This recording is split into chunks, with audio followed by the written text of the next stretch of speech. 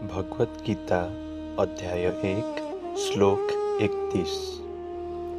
हे कृष्ण, युद्धमा आफ्ना नाता सम्बन्धीहरूलाई मारेर न म आफ्नो कुनै कल्याण देख्दछु, न त जितेपछि पाइने राज्य र राज्य सुखको इच्छा नै ममा छ। तात्पर्य: बद्ध जीवहरू भगवान विष्णु वा कृष्णमा नै आफ्नो साँचो स्वार्थ निहित छ भन्ने जान्दैनन्। त्यसैले उनीहरू यस्तो अवस्थाबाट सुख पाइन्छ कि भन्ने आशा राख्दै शारीरिक सम्बन्धमा आसक्त हुन्छन्। जीवनप्रतिको यस्तो अन्धो धारणामा परेर उनीहरूले भौतिक सुखहरूका कारणलाई पनि बिर्सिदिन्छन्। यहाँ अर्जुनले क्षत्रियको नैतिक धर्म पनि बिर्सिए जस्तो देखिन्छ।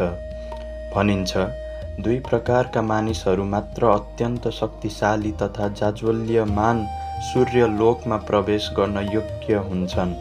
ती हुन् भगवान श्रीकृष्णका आज्ञाले युद्धभूमिमा प्रत्यक्ष प्राण त्याग्ने व्यक्ति र पूर्णतया आध्यात्मिक संस्कारमा समर्पित भएको सन्यासी। अर्जुनले आफ्ना नातेदारहरूलाई मात्र होइन, शत्रुहरूलाई पनि मार्ने इच्छा गरिरहेका थिएनन्। आफ्ना नातेदारहरूलाई मारेर जीवनमा कुनै सुख हुँदैन भन्ने उनको विचार थियो। त्यसैले भोक नलागेको व्यक्ति भोजन पकाउन तयार नभए जस्तै अर्जुन पनि युद्ध गर्ने इच्छा गरिरहेका थिएनन्। उनले एकान्तमा गएर निराशापूर्ण जीवन बिताउनका लागि वनतिर जाने निश्चय गरेका थिए। तर एउटा क्षत्रिय हुनाले उनलाई जीविका चलाउनका लागि पनि राज्यको आवश्यकता पर्थ्यो, किनभने क्षत्रियहरू आफूलाई कुनै अर्को पेसामा संलग्न गर्न सक्दैनन्। तर अर्जुनको कुनै राज्य थिएन। उनले आफ्ना पिताको उत्तराधिकारमा आएको राज्य पनि भाइ भतिजाहरूसँग लडाई गरेर लिनु परेको थियो। उनका लागि राज्य प्राप्त गर्ने यही एउटा अवसर थियो, तर लडाई गर्न उनी चाहँदैनथे। त्यसैले उनले आफूलाई निराशापूर्ण एकान्त जीवन बिताउन वनमा जान उपयुक्त सम्झे। भगवत गीता अध्याय 1 श्लोक 32, 33, 34 र 35। हे गोविन्द, जसका लागि हामीलाई राज्य, भोग र सुखहरू चाहिएको हो, तिनीहरू नै आफ्नो प्राण र धनको आशा मारेर लडाई गर्न युद्धभूमिमा उभिएका छन् भने त्यो राज्य, त्यो भोग र त्यो जीवन समेतले हामीलाई के लाभ भयो? त्यसैले हे मधुसूदन, मलाई विजय पनि चाहिएन, राज्य र सुख पनि चाहिएन। गुरुहरू, हजुरबुबाहरू, बुबाहरू, छोराहरू, नातिहरू, मामाहरू, साला जेठानहरू, ससुराहरू र अन्य नातेदारहरू साराका सारा युद्ध गर्न मेरा अगाडि उभिएका छन्। पृथ्वीको राज्यको के कुरा? स्वर्ग, मर्त्य र पाताल यी तीनै लोकको राज्य पाए पनि म यिनीहरूलाई मार्न चाहन्न। यिनीहरूले नै मलाई मार्दछन् भने मारुन्। यी धृतराष्ट्रका छोराहरूलाई मारेर हामीलाई के आनन्द होला र?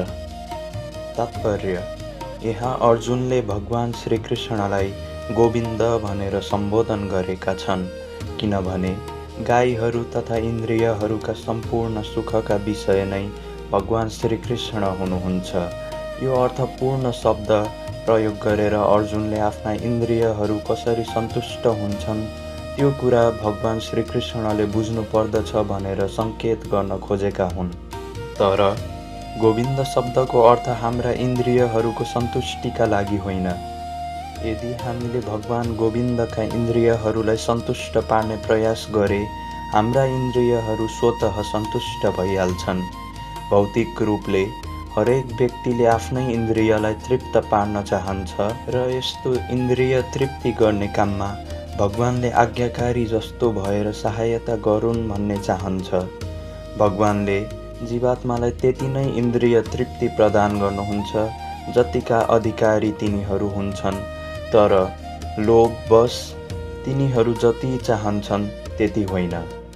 जब व्यक्तिले यसको विपरीत बाटो अपनाउँछ, अर्थात् जो आफ्ना इन्द्रिय तृप्तिको वास्ता नगरी भगवान गोविन्दका इन्द्रिय तृप्तिका लागि प्रयत्न गर्दछ, त्यस अवस्थामा गोविन्दका कृपाले त्यस प्राणीका सम्पूर्ण चाहनाहरू परिपूर्ण हुन्छन्। आफ्नो जाति र पारिवारिक सदस्यहरूप्रति अर्जुनको गहिरो स्नेह थियो। त्यसैले गर्दा अर्जुनले उनीहरूप्रति स्वाभाविक करुणा देखाएका हुन्। अतः उनी युद्धका लागि तयार थिएनन्।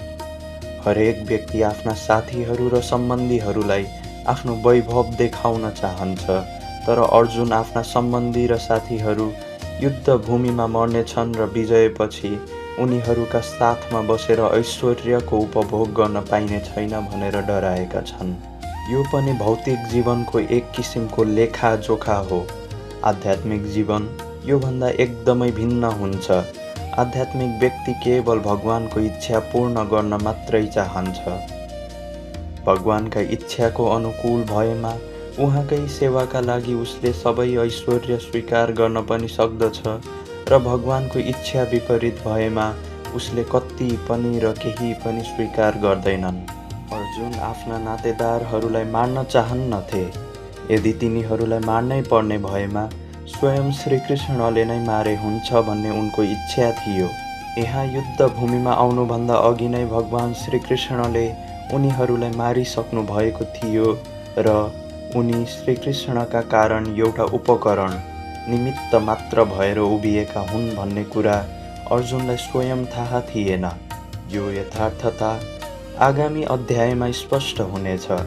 भगवानका स्वाभाविक भक्त भएका हुनाले अर्जुनले आफ्ना दुष्ट भाइ भतिजाहरू विरुद्ध कुनै प्रतिशोध लिन चाहेनन्, तर ती दुष्टहरूको मृत्यु अवश्यम्भावी थियो, किनभने भगवानको योजना नै त्यस्तै थियो। भगवानका भक्त दुष्कर्मीहरूसँग पनि प्रतिकार गर्न खोज्दैनन्, तर आफ्ना भक्तहरूलाई दुष्टहरूले कुनै किसिमको अपकार गरेको भगवानले सहन सक्नुहुन्न। स्वयं भगवानकै नोक्सान गर्नेलाई बरु भगवानले क्षमा गरिदिनुहुन्छ, तर भगवानका भक्तहरूप्रति नराम्रो गर्नेहरूलाई उहाँ कहिल्यै क्षमा गर्नुहुन्न। त्यसैले अर्जुनले क्षमा दिन चाहे पनि भगवानले ती दुष्टहरूलाई मार्ने नै सङ्कल्प गर्नुभएको थियो।